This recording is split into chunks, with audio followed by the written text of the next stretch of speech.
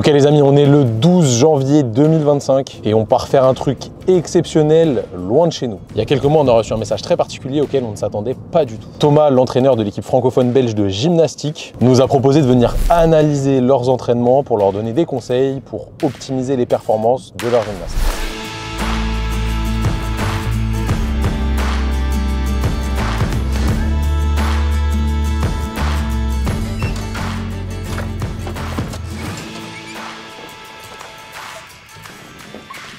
Là, on va être bien. Salement bien. Première chose à faire, les amis, quand vous arrivez dans une chambre d'hôtel, chaussures, on vérifie qu'elles sont propres. Ça va. On les range. Petit téléphone, le casque. On va les épaules là et... Oh ouais. Bah du coup, j'avais prévu de me faire un petit déca, me poser tranquille dans le lit, regarder mon ordi, mais il y a un énergumène qui est arrivé. Manger des frites, des frites. Il a faim, il est 20h20, le trajet a été fort long, je m'en étais pas rendu compte, donc effectivement on va aller manger, on va aller se rassasier, et après franchement la nuit là, je crois que la nuit elle va être incroyable. Hein. Se reposer avant une journée d'analyse demain, je sens que ça va être technique, ils attendent beaucoup de nous, donc j'espère qu'on va pas les décevoir, parce que sinon, sinon je serais triste, premièrement, et je serais moi-même déçu de moi-même. Bon bref, allez, on va manger. Bon l'équipe, 22h15 exactement. Premier soir, donc on est dimanche, j'ai du taf. Parce que oui, je fais encore des programmations pour pas mal de sportifs, d'athlètes et de gens un petit peu moins sportifs qui veulent se remettre en forme et traiter leurs douleurs. Et faut que je prépare leur semaine tout simplement. Donc je vais faire ça maintenant, au moins ce sera fait.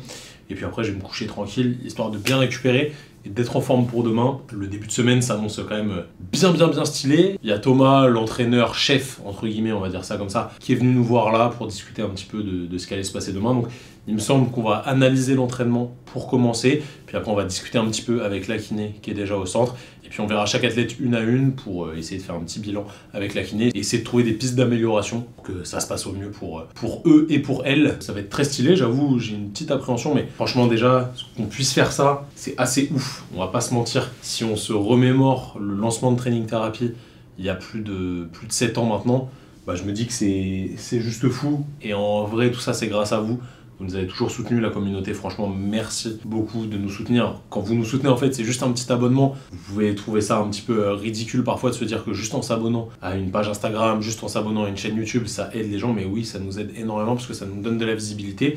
Et on essaye de transmettre toujours la bonne parole, selon notre propre prisme, évidemment, autour de la kinésithérapie, de la préparation physique, de la gestion de l'humain, de la gestion des douleurs, des blessures, etc. Et en fait, les gens accordent du crédit au nombre d'abonnés, ce qui est une réalité. Et ça reflète quand même une bonne qualité de travail pour nous, du moins, je l'espère. Donc, en vrai, tout ça, c'est grâce à vous. Évidemment, c'est grâce à notre travail aussi. On n'a pas chômé pour être là et on a essayé d'être vraiment toujours dur avec nous-mêmes, objectif, travailleur, rigoureux, on n'a jamais lâché l'affaire. Et franchement aujourd'hui, c'est un petit peu une vie de rêve que de faire ça, du consulting comme ça, je peux appeler ça comme ça je pense. C'est vraiment ouf. À l'époque, si on m'avait dit ouais un jour il y aura un centre qui va t'appeler comme ça pour venir aider leur kiné à améliorer ses bilans, à améliorer ses prises en charge. Si je peux le faire évidemment, parce que je pense qu'il travaille déjà très bien, c'est juste incroyable, tu vois, de nous donner de l'importance comme ça. Et en retour, moi je veux donner le meilleur de nous-mêmes. Donc franchement, je suis hyper reconnaissant d'être là. Merci à vous tous. Ça fait super plaisir, c'est grâce à vous. Ça ne fait que commencer, hein. Évidemment, Training Therapy c'est encore jeune et ça va grossir, vous inquiétez pas. On va essayer de révolutionner tout ça et franchement... moi j'y crois toujours autant, j'ai toujours autant la dalle, mais les efforts payent et ça fait vraiment plaisir. Bon allez, je me mets sur mes progs les amis, trêve de moments émotion, on va bosser un petit peu quand même. Je me laisse 20 minutes, parce qu'après, lumière bleue, tout ça tu connais, il faut quand même bien dormir. Les bêtises ça va 5 minutes.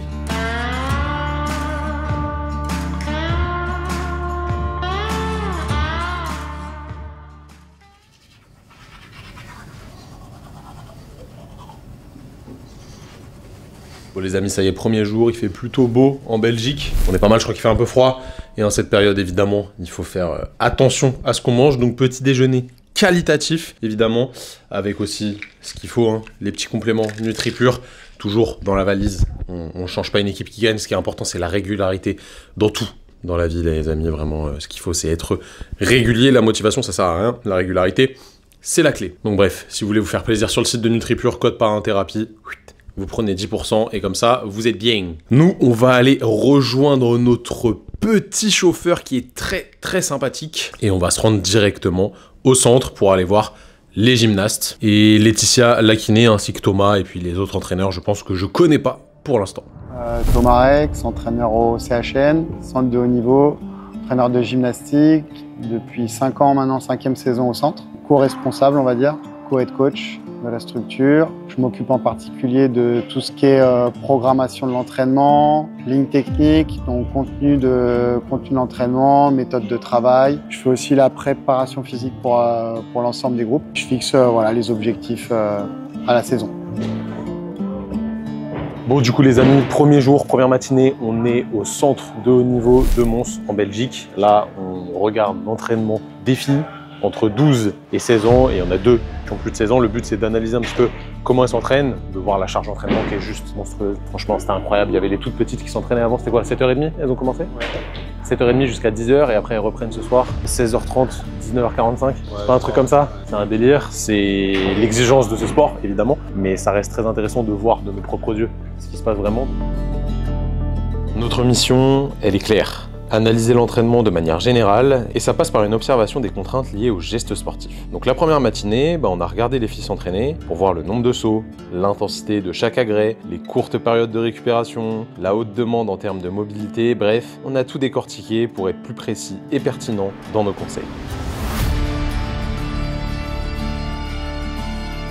Alors les plus grandes cette année, elles ont les championnats d'Europe senior, donc se qualifier. Un peu plus jeunes après, cette année c'est sur le championnat de Belgique tout simplement, mais en préparation pour championnat d'Europe junior la saison prochaine. Et au milieu, j'en ai oublié, il y en a quand même qui préparent championnat du monde junior et EIOF. Donc c'est une compétition organisée par le comité olympique, je sais pas si vous connaissez, mais voilà, c'est quand même une belle compète. Donc les filles affrontent l'un ou l'autre, soit les championnats du monde junior, soit les EIOF. Moi, les 2 gros points d'amélioration sur lesquels je veux partir, c'est prévention de la blessure, être assez fort pour encaisser la charge d'entraînement et revenir plus vite à la pratique. Voilà, après opération, après blessure, après ce qu'on veut, quoi. Ce que tu as fait du coup déjà comme formation, qu'est-ce que tu as essayé d'aller chercher pour optimiser tout ça? Alors déjà, j'ai pas mal lu déjà, premier point. Après, j'ai été un petit peu plus loin, j'ai fait 2-3 formations, une avec Olivier Bollier en ligne, 2 autres me semble-t-il avec Aurélien Broussal-Derval. Voilà. Après, tu te renseignes un petit peu évidemment en posant des questions en stage à l'extérieur et tout ça, donc ça c'est du quotidien on va dire. Et puis après, j'ai posé des questions à des gens qui connaissent, comme Training Therapy. Puis là, on vous a fait venir pour que vous puissiez nous aider. C'était quoi justement ton objectif en me faisant venir? Il y avait 2 points. Il y avait toute la partie kiné, où je veux qu'on soit le plus efficace possible avec les filles. Quand on les envoie avec Laetitia à la kiné, je veux que ce soit pertinent, je veux que ce soit productif, qu'il y ait du rendement. Et la deuxième partie, c'est comme j'ai dit juste avant, c'est tout ce qui va être principalement en amont. C'est sur toute la partie préparation physique, dans le travail, dans la séance de gym, parce que nous, c'est très lié. On a peu de choses en dehors du gymnase, mais voilà, s'il faut, dans et hors gymnase.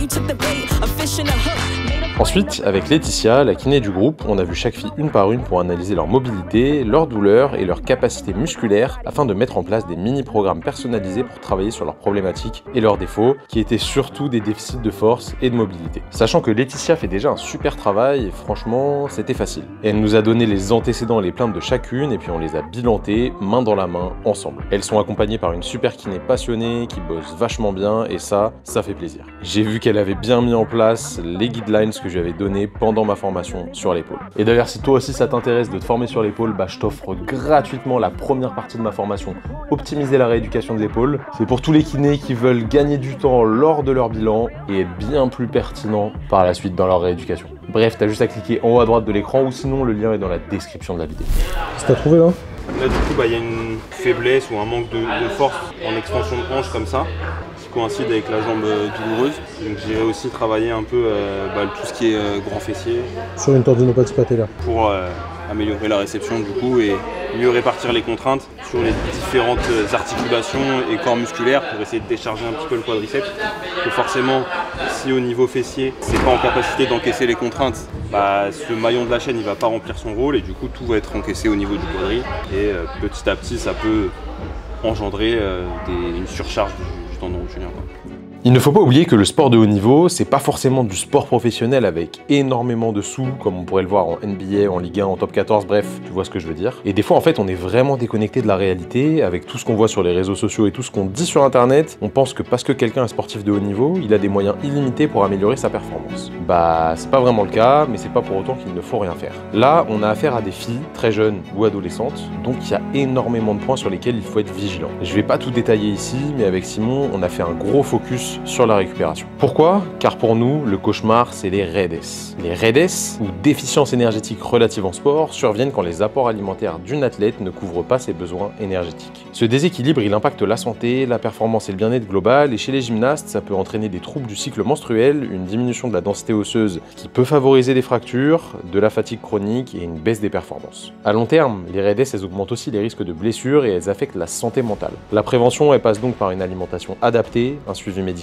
régulier et une charge d'entraînement bien équilibrée, ce qui est essentiel pour préserver la santé et la longévité des athlètes. Je te mets une belle étude à ce sujet juste ici.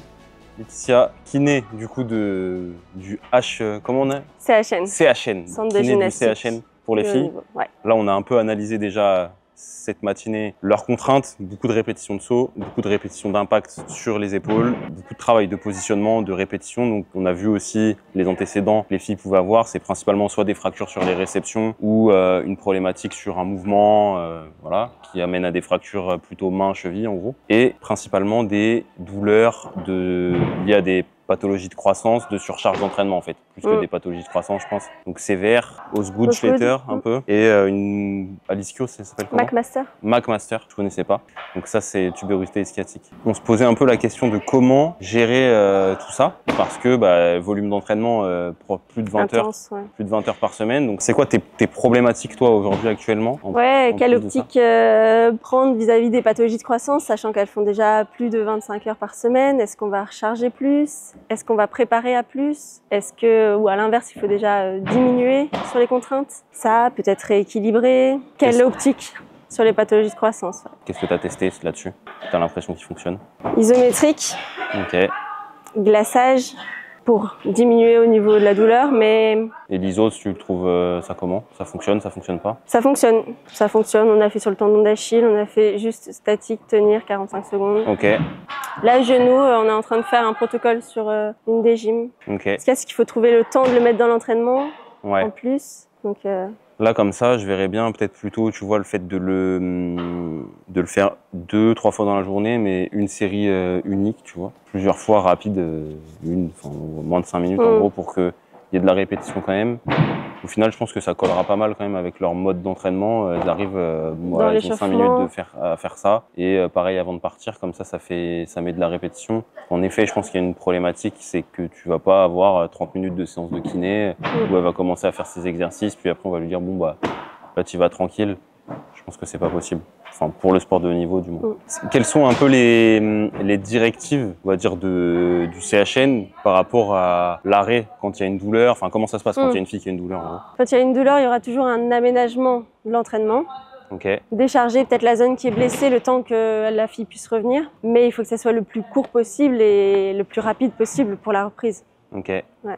Donc, comment être le plus efficace et le plus rapide pour sa reprise, sachant que l'arrêt complet, c'est pas vraiment envisageable sur le haut niveau. Par exemple, tu me partageais tout à l'heure qu'il y en a une qui avait un corset là, qui s'était fait une spondylolyse.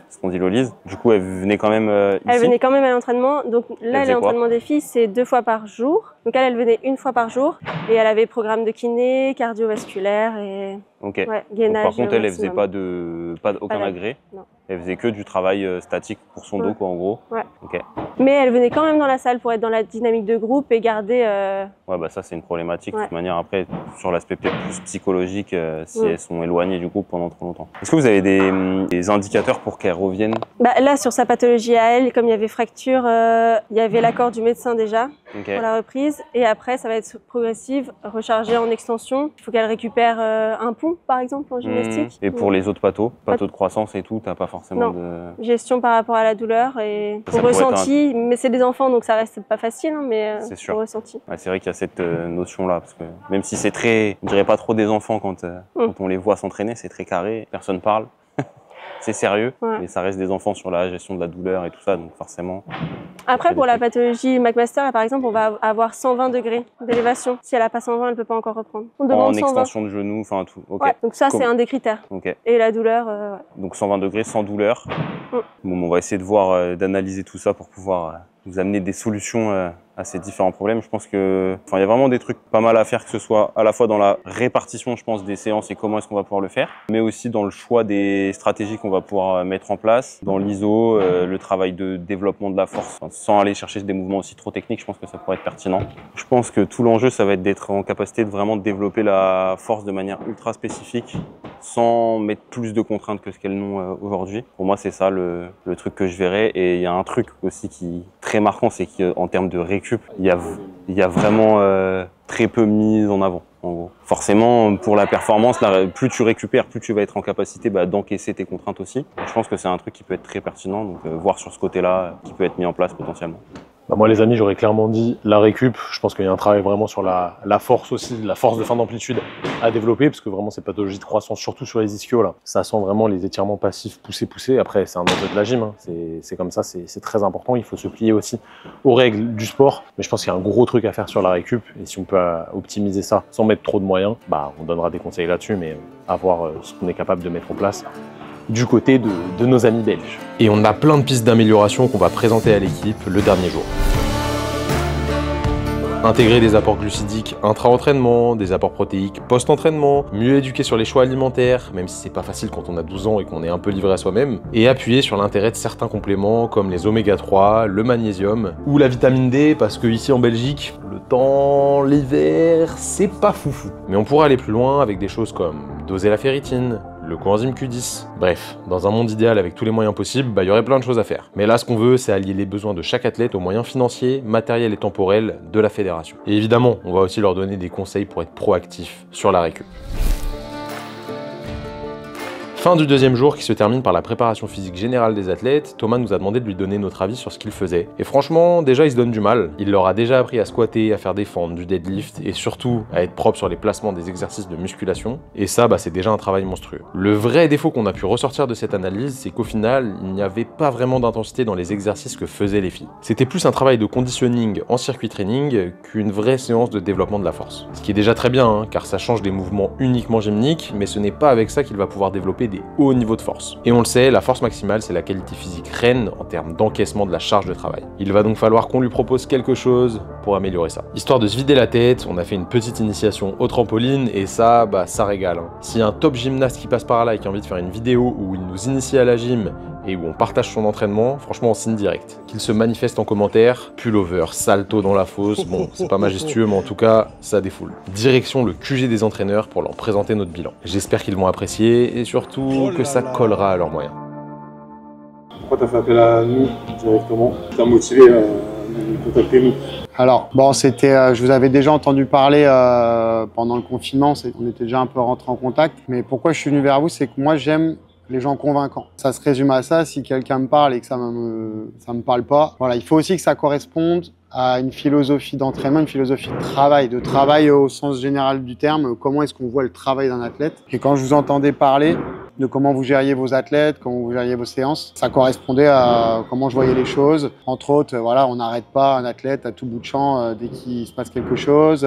On n'opère pas systématiquement dès qu'il y a un bobo, c'est pas toujours la solution. On essaye d'abord les solutions à l'entraînement, les solutions de préparation physique. Voilà, c'est tout ce discours-là qui, moi, me parlait, surtout pour des jeunes. Et donc, comme je vois que déjà, tout ça, ça colle à peu près, voilà, ça va déjà partir avec un point de départ sur la même longueur d'onde. Après, l'autre point qui m'a vraiment plu chez vous, c'est que vous faites du crossfit et il y a un gros volume horaire aussi en crossfit. Alors, je pense au niveau en crossfit aussi, pas chez tout le monde, mais ce gros volume horaire aussi, on le retrouve à la gym. Au CrossFit, il y a des mouvements de gym, donc ça faisait déjà un point commun dans nos deux disciplines, qui fait que je me suis dit, ces gens-là, ils vont avoir des billes, ils vont être plus proches. Parce que ce qui est dur avec la gym, c'est de retrouver des gens qui vont comprendre assez vite quand même nos problématiques, qui vont pas en être trop éloignés. Donc le volume horaire, nous on est avec des jeunes, donc ça c'est quand même, on trouve très très peu. Les mouvements de gym sont assez particuliers, donc voilà, c'est tout ça qui m'a plu, où je me suis dit, bon, je pense que c'est des gens qui peuvent comprendre nos problématiques.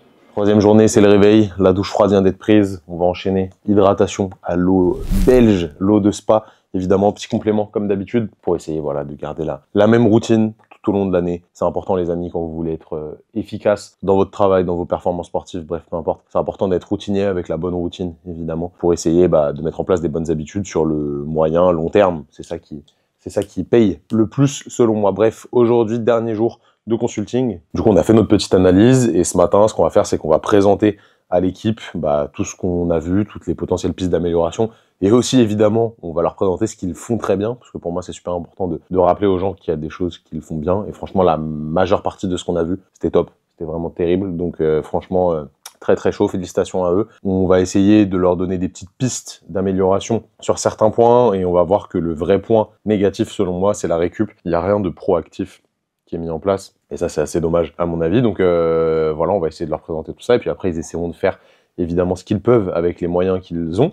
Donc, il y a un truc qui est très important chez Training Therapy, c'est vraiment le professionnalisme. C'est quelque chose qu'on met pas forcément souvent en avant, nos valeurs d'entreprise. Non pas qu'on soit pas professionnel, parce que tous ceux qui travaillent avec nous le savent évidemment, et tous les témoignages parlent mieux que moi. Ce serait trop facile. Souvent, quand vous nous voyez sur YouTube, on fait des vidéos un peu bon délire, où on se fait des délires, des défis sportifs entre nous, où on essaye de véhiculer des choses éducatives sur certaines pathologies, en mettant une petite touche d'humour, etc. Ça reste très professionnel, vous le voyez, c'est notre manière d'être. Mais quand on est mandaté par quelqu'un pour produire un travail, que ce soit sur les suivis qu'on fasse à nos clients pour des douleurs, pour des blessures, etc., ou alors pour du consulting comme ça, on essaye vraiment d'être parfait sur ce qu'on propose, parce que pour nous, quand quelqu'un paye un service, c'est important de lui donner ce qu'il a payé en retour, tout simplement.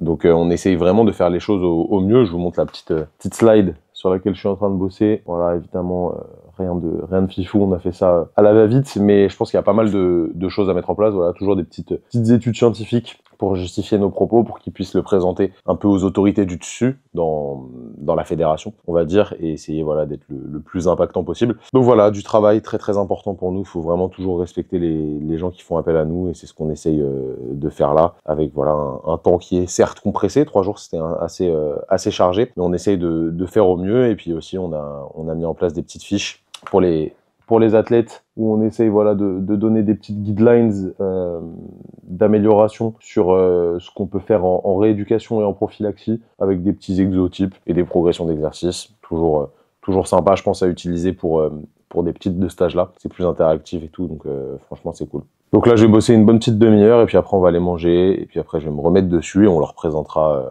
tout ça. Qu'est-ce que tu faisais, Simon, là ? Là, j'étais en train de rechercher un petit peu les modalités optimales qu'on allait pouvoir utiliser et leur proposer pour le travail de l'isométrie et du développement de la force. Donc voilà, j'ai trouvé des petits trucs intéressants à leur proposer. Pourquoi de l'iso ? Et parce que ça va être le moyen le plus efficace de mettre en place le développement de la force sans matériel, parce qu'on est obligé de s'adapter à leurs moyens techniques, humains et matériels. Parfait.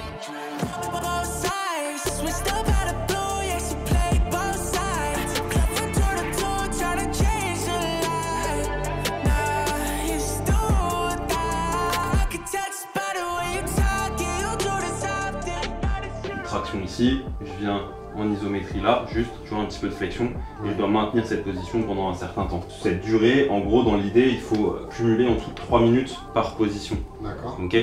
Donc soit tu peux le faire en une fois, ça veut dire qu'il faut être capable de tenir 3 minutes juste fléchi ici, ok. Et la charge, tu vas l'adapter pour qu'elle puisse tenir de manière qualitative le temps que tu veux. Si c'est 30 secondes, peut-être que tu vas les lester avec 10 kg. Si c'est 3 minutes, peut-être qu'au poids de corps ça sera trop dur, elles n'y arriveront plus, donc du coup elles seront relâchées, du coup ça travaille plus. Bon les amis, ça y est, cette vidéo touche à sa fin. On vient de passer 3 jours vraiment super. Ils étaient archi contents à la fin, nous aussi, évidemment. Ça fait toujours plaisir de transmettre nos connaissances comme ça. Petite péripétie sur le retour, on a loupé nos premiers trains. Du coup foutu pour rentrer à la maison.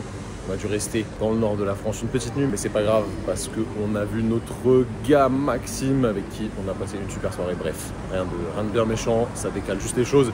Aujourd'hui, on a la chance de pouvoir vivre des expériences comme ça et on va pas s'en priver, et surtout, on va pas se plaindre. Bref, les amis, n'oubliez pas, abonnez-vous, c'est super important. Et si jamais vous êtes dans une structure que vous voulez nous faire intervenir pour du consulting comme ça, n'hésitez pas, on viendra avec plaisir. Vous nous envoyez un petit message, soit sur Instagram, soit par mail, et puis on essaye de se caler ça ensemble. Bref, prenez soin de vous, prenez soin de vos patients si vous êtes kinés. Nous, on se dit à la prochaine.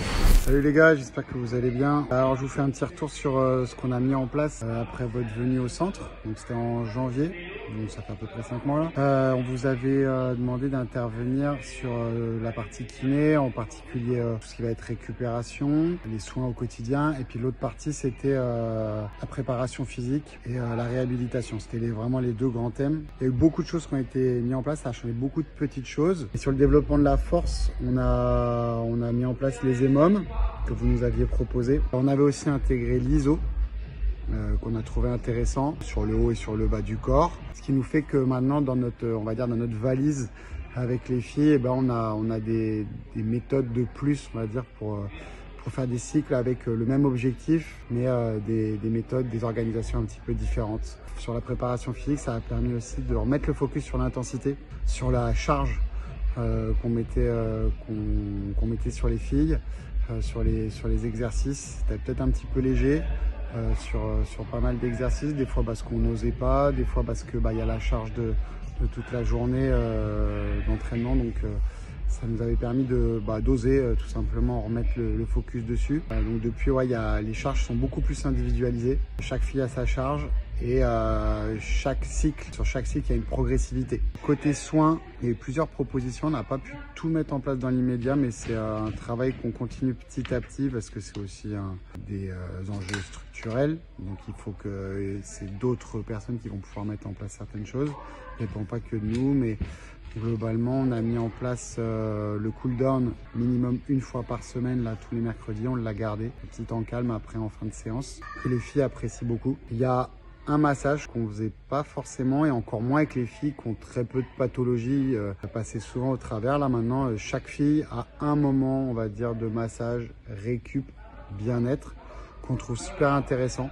C'est en cours, mais du coup il va y avoir, on a sauna et jacuzzi qui était un peu laissé à l'abandon et du coup là c'est remis en route, donc il faut le temps que ça se mette en place, mais ça va être systématisé au moins une fois par semaine. Dernière chose, voilà, on a fait suite à votre venue, on a mis en place une réunion avec les parents pour les sensibiliser, alors pas sur l'alimentation, on le fera d'un autre côté avec un diététicien, mais on a au moins sensibilisé par rapport aux informations que vous nous avez données sur le bienfait des compléments alimentaires et de ce que ça pouvait être. On a proposé certains produits, on a testé.